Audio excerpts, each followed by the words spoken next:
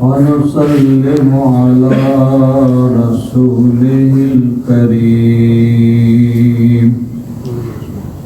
أما بعد فأعوذ بالله من الشيطان الرجيم بسم الله الرحمن الرحيم ولو أنهم إذ ظلموا أنفسهم جاءوك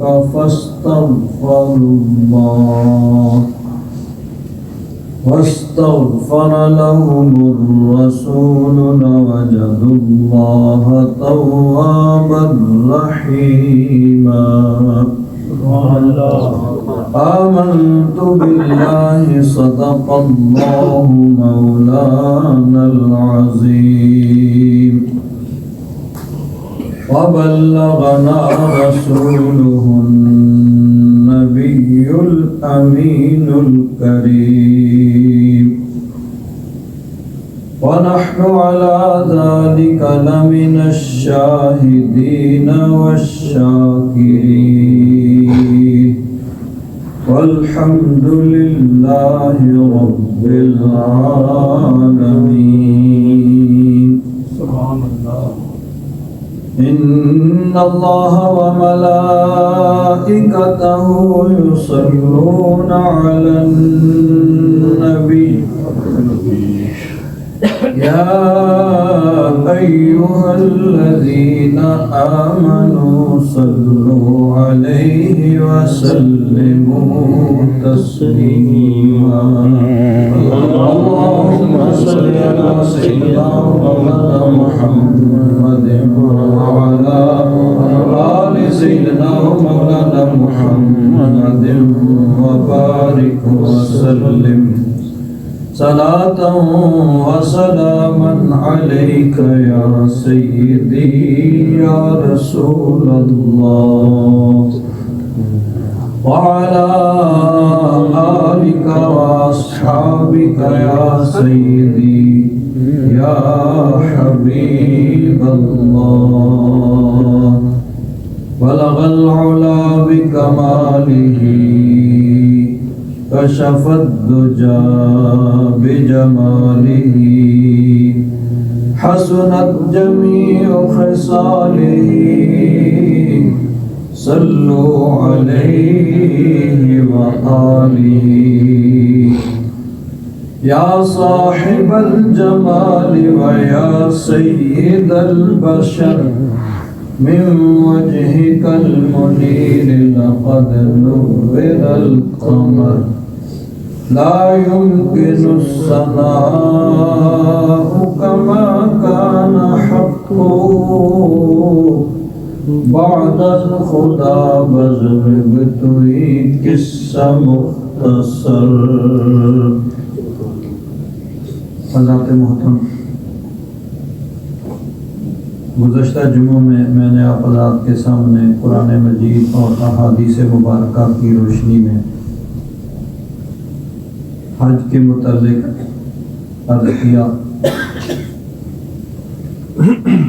آج مدینہ منورہ کی حاضری کے متعلق چند باتیں عرض کی جائیں گی، کیونکہ حج و عمرہ کرنے والے حج و عمرہ سے پہلے یا اس کے بعد مدینہ منورہ حاضری دیتے ہیں. مدینہ منورہ میں نبی کریم صلی اللہ علیہ وسلم کی بارگاہ اقدس میں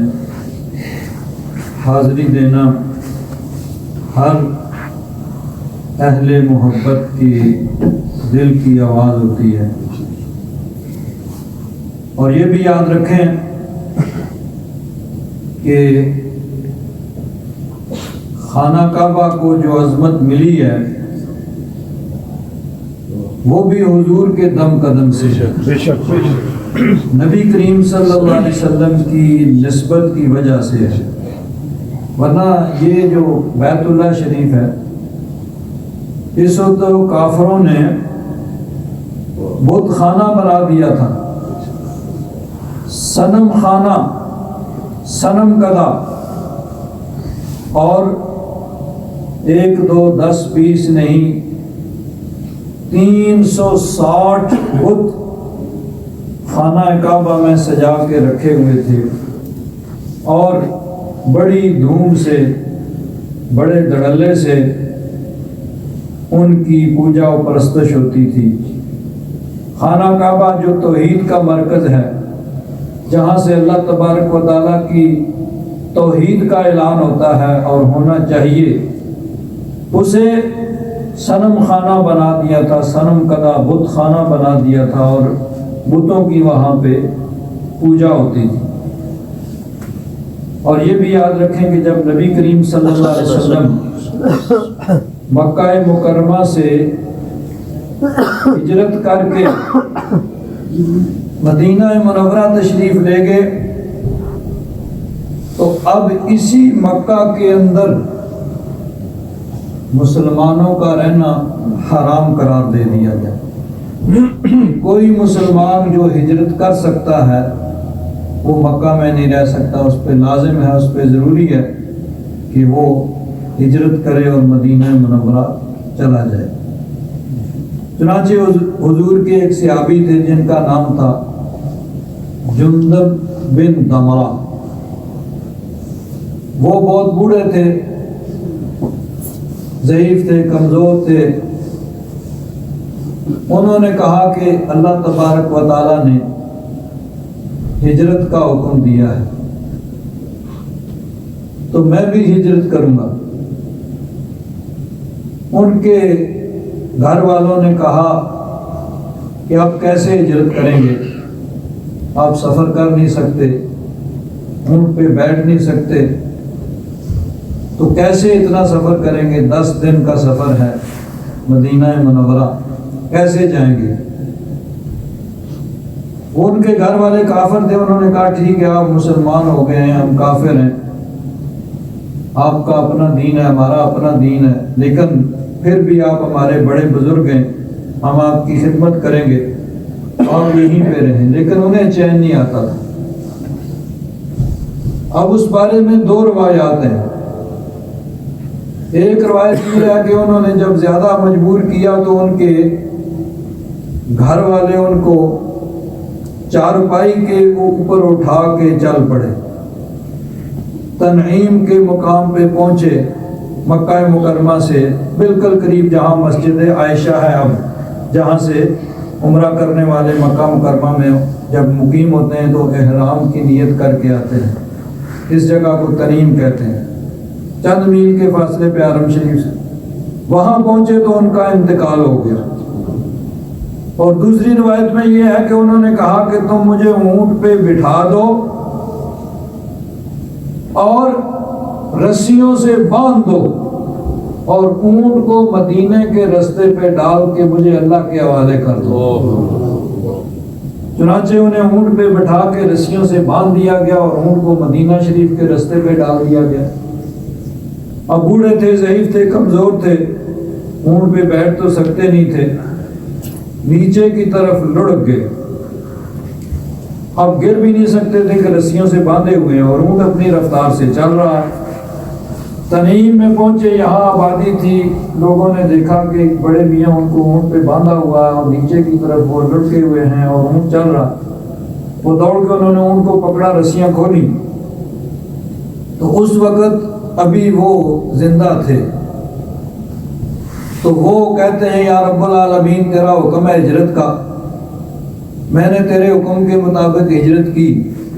لیکن مدینہ منورہ نہیں پہنچ سکا، یہ میرے بس میں نہیں، جو میرے بس میں تھا، جو میں کر سکتا تھا وہ میں نے کر دیا۔ میں اس ہاتھ کو تیرے نبی کا ہاتھ قرار دیتا ہوں اور تیرے نبی کے ہاتھ پہ میں ہجرت کی بیعت کرتا ہوں۔ یہ کہہ کے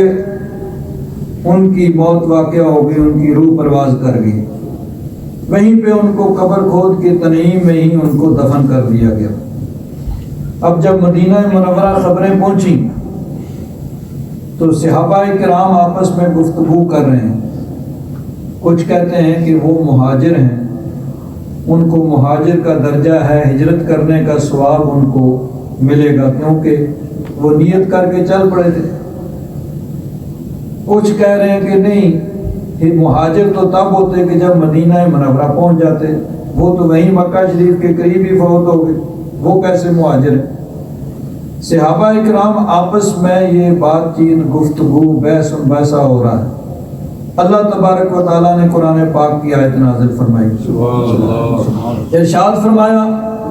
وَمَن يُهَاجِرْ فِي سَبِيلِ اللَّهِ يَجِدْ فِي الْأَرْضِ مُرَاغَمًا كَثِيرًا وَسَعًا وَمَن يَخْرُجْ مِن بَيْتِهِ مُهَاجِرًا إِلَى اللَّهِ وَرَسُولِهِ ثم يدركه الموت فقد وقع أجره على الله وكان الله غفورا رحيما۔ سبحان اللہ۔ اللہ تبارک و تعالیٰ نے ارشاد فرمایا وَمَن يَخْرُجْ مِن بَيْتِهِ مُهَاجِرًا إِلَى اللَّهِ وَرَسُولِهِ، جو گھر سے ہجرت کے ارادے سے اللہ اور اس کے رسول کی طرف کھڑا ہوا، ثم يدركه الموت، پھر اس کی موت واقع ہو گئی، فقد وقع اجره على اللہ، اللہ تبارک و تعالیٰ کے ذمہ کرم پہ اس کا اجر ثابت ہو گیا، کیونکہ اس نے نیت کی، ارادہ کیا، اور صرف نیت ارادہ نہیں بلکہ جو وہ کر سکتا تھا کیا، جو اس کے بس میں تھا وہ کیا، جو اس کے بس میں نہیں تھا اس کا وہ مکلف نہیں ہے، اس کا پابند نہیں ہے۔ تو اللہ تبارک و تعالیٰ نے ان کی تصدیق فرمائی کہ وہ مہاجر ہیں، مہاجرین میں سے ہیں، اور ہجرت کا اجر و ثواب ان کو ملے گا۔ یہاں ایک بات قابل غور ہے، اللہ تبارک و تعالیٰ نے ارشاد فرمایا کہ وَمَن يَخْرُجْ مِن بَيْتِهِ مُهَاجِرًا إِلَى اللَّهِ وَرَسُولِهِ، کہ جو اللہ رسول کی طرف ہجرت کر کے نکلا، اللہ رسول کی طرف جس نے ہجرت کی، یہ تو درست ہے کہ وہ اللہ کے رسول کی طرف جا رہے ہیں، نبی کریم صلی اللہ علیہ وسلم کی طرف، مدینہ منورہ کی طرف نکلے تھے، لیکن اللہ کا گھر تو مکہ میں ہی ہے، بیت اللہ شریف تو کہیں نہیں چلا گیا تھا نا، حضور نے ہجرت کی تھی، بیت اللہ شریف تو وہیں پہ ہے، حجر اسود وہیں پہ ہے، رکن یمانی ادھر ہی ہے، حتیم وہیں پہ ہے، میزاب رحمت، مطاف، مسعی، صفا، مروہ، منا، مزدلفہ، عرفات، ساری چیزیں مکہ مکرمہ میں ہیں، کوئی بھی نہیں گیا، لیکن نبی کریم صلی اللہ علیہ وسلم تشریف لے گئے۔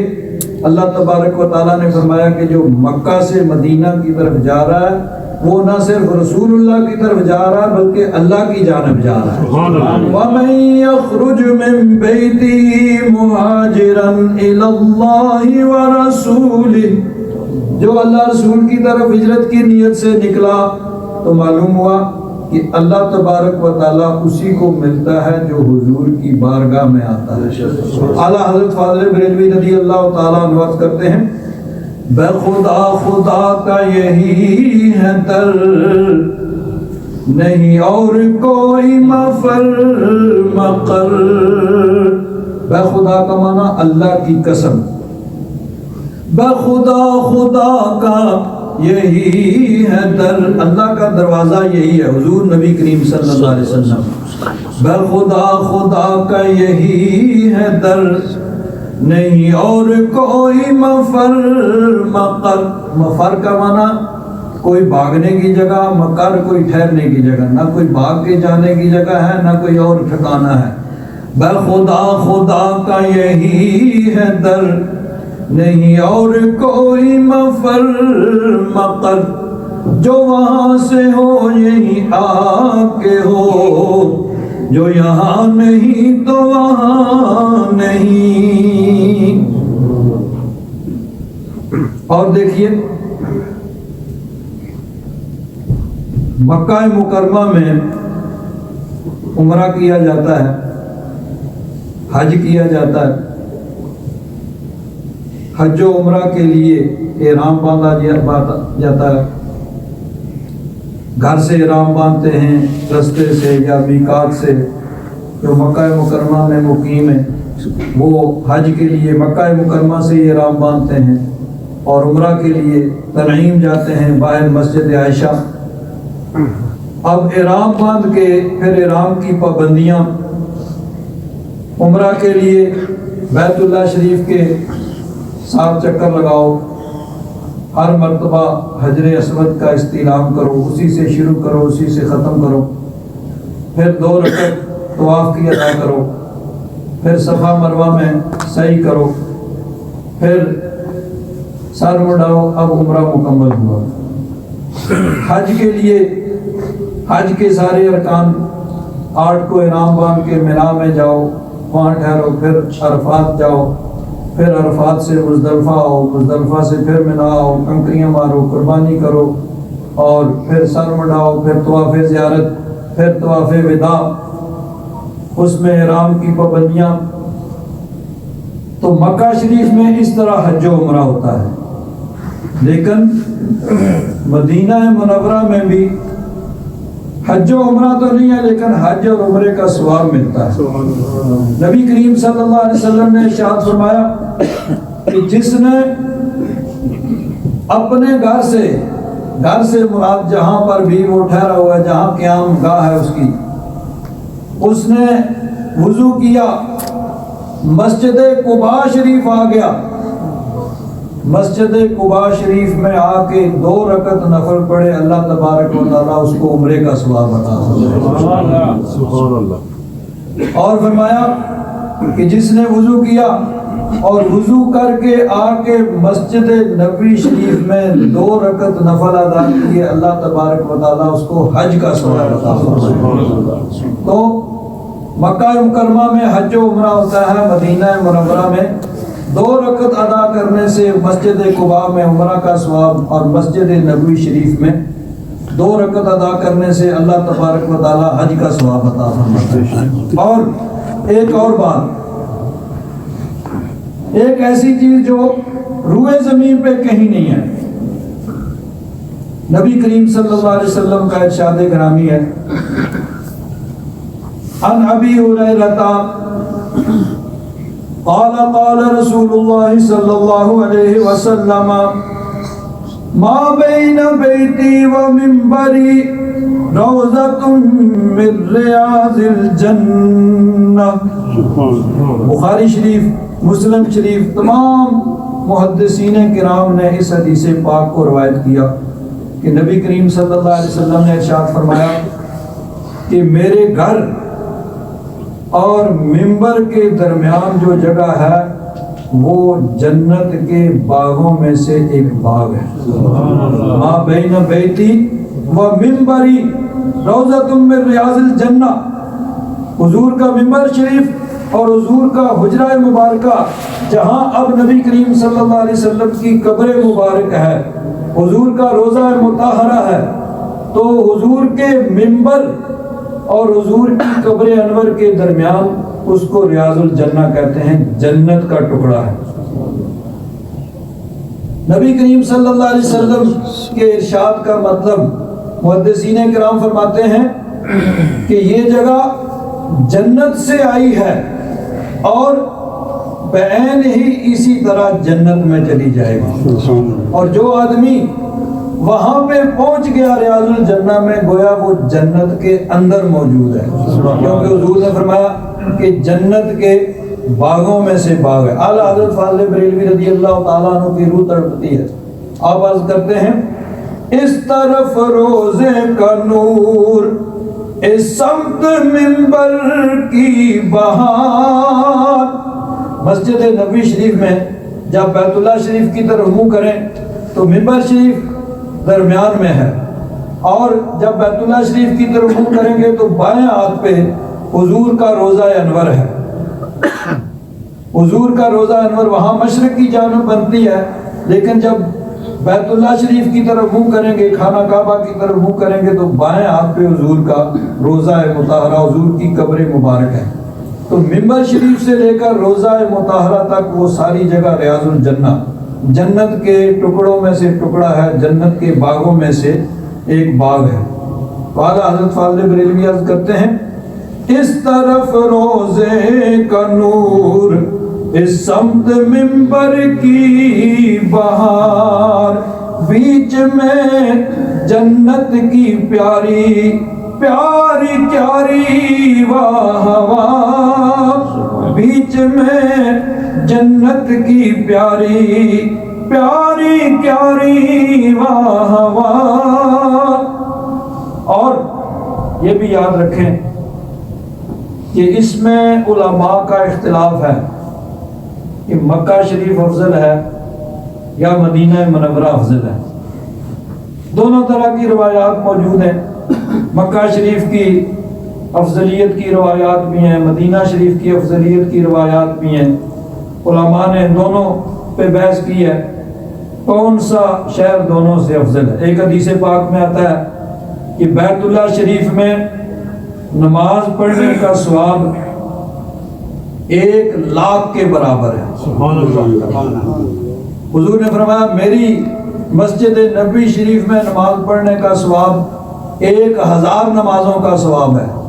سوائے مسجد حرام کے، یعنی مسجد حرام کے علاوہ باقی کسی مسجد میں نماز پڑھو، میری مسجد میں نماز پڑھو گے 1000 گنا ثواب، اور بیت اللہ شریف میں ثواب 1,00,000 100,000 100 گنا مسجد نبی شریف سے بھی زیادہ۔ تو بہرحال دونوں طرح کی روایات موجود ہیں کہ مکہ شریف افضل ہے یا مدینہ شریف افضل ہے، لیکن یہ یاد رکھیں کہ اس میں کوئی اختلاف نہیں ہے، کسی کا بھی 1400 سال سے علماء امت میں سے کسی نے اختلاف نہیں کیا کہ وہ جگہ حضور کی قبر انور، جس جگہ کے ساتھ زمین کا وہ ٹکڑا جس کے ساتھ نبی کریم صلی اللہ علیہ وسلم کا جسم انور مس کر رہا ہے، جس کے ساتھ حضور کا جسم انور لگا ہوا ہے، وہ جگہ بیت اللہ شریف سے بھی افضل ہے، اور علماء فرماتے ہیں کہ وہ عرش سے بھی افضل ہے، جس جگہ حضور کا جسم انور لگا ہوا ہے، کیونکہ عرش جو ہے، عرش پہ اللہ تبارک و تعالی، قرآن پاک میں آتا ہے ثم استوى علی العرش، اللہ تبارک و تعالی نے عرش پہ استوا فرمایا۔ اب اس کا ترجمہ ہم یہ نہیں کر سکتے کہ اللہ تبارک و تعالی عرش پہ بیٹھا۔ اب یہ بیٹھنا، جس طرح میں اب ممبر پہ بیٹھا ہوا ہوں، یہ چیز ہم اللہ تبارک و تعالیٰ کے متعلق نہیں کہہ سکتے کہ اللہ تبارک و تعالیٰ عرش پہ بیٹھا ہوا ہے، کس طرح یعنی نہیں کہہ سکتے۔ اللہ تبارک و تعالیٰ ان چیزوں سے پاک ہے، وہ اپنی شان کے لائق ہے۔ اب استوا کا ترجمہ محتاط جو محقق علماء ہیں انہوں نے بیٹھنا بھی نہیں کیا، بلکہ یہ کیا کہ اللہ تبارک و تعالیٰ نے عرش پہ استوا فرمایا اپنی شان کے لائق، جیسی اس کی شان ہے، اس کی حقیقت کو، اس کی کیفیت کو وہی جانتا ہے، ہم اس کی کیفیت کو نہیں جان سکتے۔ لیکن نبی کریم صلی اللہ علیہ وسلم کا جسم مبارک زمین کے اس ٹکڑے کے ساتھ لگ رہا ہے، اس میں کوئی شک نہیں۔ تو اس لیے علماء نے فرمایا کہ حضور کی قبر انور، زمین کا وہ ٹکڑا جس کے ساتھ نبی کریم صلی اللہ علیہ وسلم کا جسم مبارک لگا ہوا ہے، وہ روئے زمین میں سب سے افضل ہے، خانہ کعبہ سے بھی افضل ہے، بلکہ عرش اعظم سے بھی افضل ہے۔ اور مدینہ منورہ کی محبت یہ ایمان کی علامت ہے۔ نبی کریم صلی اللہ علیہ وسلم، حدیث پاک میں آتا ہے کہ جب کبھی سفر میں جاتے، سفر سے واپس تشریف لاتے، مدینہ شریف قریب آتا تو اپنی سواری کو ایڑ لگاتے، تیز چلاتے، جلدی جلدی مدینہ منورہ پہنچتے۔ صحابہ اکرام جن کی ساری زندگیاں مکہ مکرمہ میں گزری تھیں، ہجرت کر کے مدینہ منورہ چلے گئے، اب مکہ شریف خانہ کعبہ نہیں جا سکتے، پابندی ہے، زیارت نہیں کر سکتے، تو بعض صحابہ کرام ان کو بخار آنا شروع ہو گیا، بیمار رہنا شروع ہو گئے مکہ شریف کے فراق میں، بیت اللہ شریف کے فراق میں۔ تو بعض تاریخ کی کتابوں میں یہ لکھا ہوا ہے کہ مسجد قباء شریف میں محراب کی جانب، یعنی بیت اللہ شریف کی جانب جو دیوار تھی اس کے اندر ایک چھوٹا سا سوراخ تھا، ایک طاق تھا جس کو طاق کشف کہا جاتا ہے، اور اس کے بارے میں یہ کہا جاتا تھا کہ جب صحابہ کرام بہت زیادہ بےتاب ہوئے بیت اللہ شریف کی زیارت کے لیے تو نبی کریم صلی اللہ علیہ وسلم تشریف لائے، اور وہاں بیت اللہ شریف کی جانب جو مسجد قباء شریف کی دیوار تھی اس میں تھوڑا سا سوراخ کیا اور فرمایا اس میں دیکھو۔ جب صحابہ کرام نے دیکھا تو خانہ کعبہ کی زیارت ہو گئی۔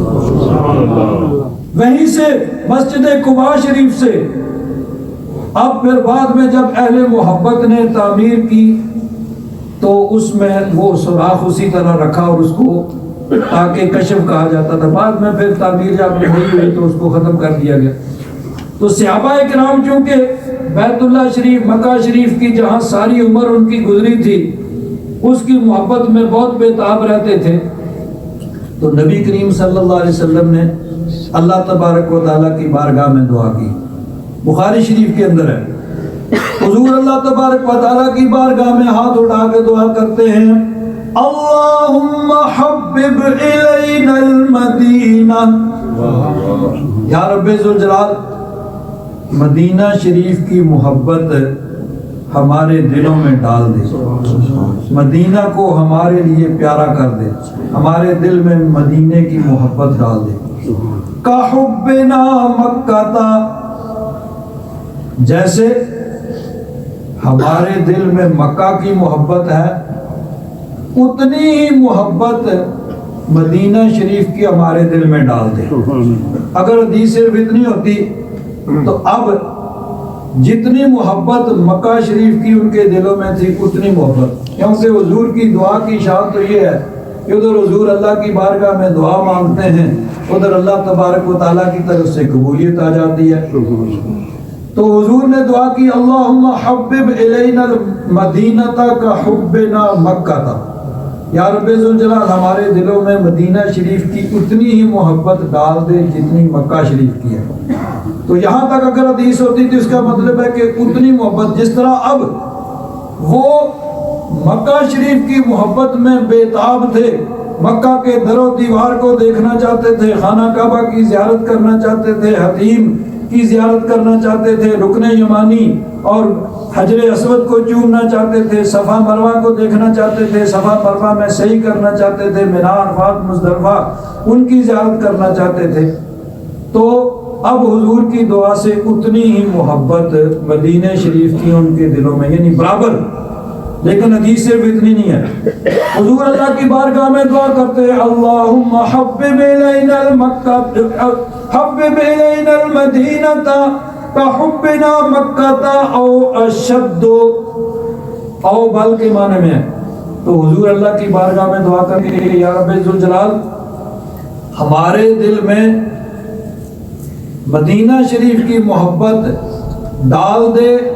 جتنی محبت مکہ شریف کی ہے، بلکہ اس سے بھی زیادہ۔ تو اب اس کا مطلب ہے کہ مدینہ شریف کی محبت نبی کریم صلی اللہ علیہ وسلم اور صحابہ الینا، نا حضور نبی کریم صلی اللہ علیہ وسلم نے ہم سب گناہگاروں کو، سب غلاموں کو اپنے دامن میں لے لیا، قیامت تک کے مسلمانوں کے لیے حضور نے دعا کر دی۔ چنانچہ حضور کی دعا کا پھر یہ نتیجہ تھا کہ جب حضور نے مکہ مکرمہ فتح کر لیا تو انصار مدینہ ان کو یہ خدشہ پیدا ہوا کہ شاید نبی کریم صلی اللہ علیہ وسلم اب مکہ میں ہی نہ ٹھہر جائیں، یہاں سے لوگوں نے مجبور کیا تھا، مجبوراً حضور نے ہجرت کی تھی، مدینہ منورہ چلے گئے تھے، اب تو مکہ فتح ہو گیا تو اب کوئی مجبوری نہیں ہے، تو کہیں حضور مکہ میں ہی قیام نہ فرما لیں۔ نبی کریم صلی اللہ علیہ وسلم نے ان کے اس دل کے خدشے کو بھانپ لیا، بتایا اور فرمایا کہ میرا جینا بھی تمہارے ساتھ ہے اور میرا مرنا بھی تمہارے ساتھ ہے، تو زندگی جب تک ہے میں تمہارے ساتھ ہی مدینہ میں رہوں گا، اور میری قبر بھی مدینہ تک ہوگی، مدینہ منورہ میں ہوگی، اور قیامت تک وہیں پہ مدینہ منورہ میرا مسکن رہے گا۔ تو نبی صلی اللہ علیہ وسلم کی محبت مبارکہ، حضور کی دعائیں مبارکہ ہے کہ ہر اہل محبت کے دل میں مدینہ شریف کی محبت ہے، اور مدینہ شریف کی محبت، اور یاد رکھیں اہل جو محبت ہے نا، ان کا تو نقطہ نظر یہ ہے کہ اصل چیز مدینہ منورہ کی زیارت ہے، اصل چیز مدینہ منورہ کی زیارت ہے، بس اس کے ساتھ پھر جب جاتے ہیں تو حج بھی کر لیتے ہیں، لیکن اس بات کو وہ سمجھ سکتا ہے جو اہل محبت سے ہو، اور جس کی محبت کی ہوانہ لگی ہو وہ نہیں سمجھ سکتا۔ اعلیٰ حضرت فاضل بریلوی رضی اللہ تعالیٰ عنہ عرض کرتے ہیں، اس کے تو فعل حج بھی خدا نے کرا دیے، اس کے تو فعل حج بھی خدا نے کرا دیے، اصل مراد حاضری اس پاک در کی ہے، اصل مراد حاضری اس پاک در کی ہے، اور فرماتے ہیں کعبہ کا نام تک نہ لیا طیبہ ہی کہا، پوچھا جو ہم سے صاحبوں نے کہ نہضت کدھر کی ہے، کسی نے پوچھا کہاں جا رہے ہیں، کہا مدینہ شریف جا رہے ہیں، یہ نہیں کہا حج کرنے جا رہے ہیں، کہا مدینہ شریف جا رہے ہیں، اور وجہ کیا ہے، وجہ بھی بیان کر رہا نہیں، فرماتے ہیں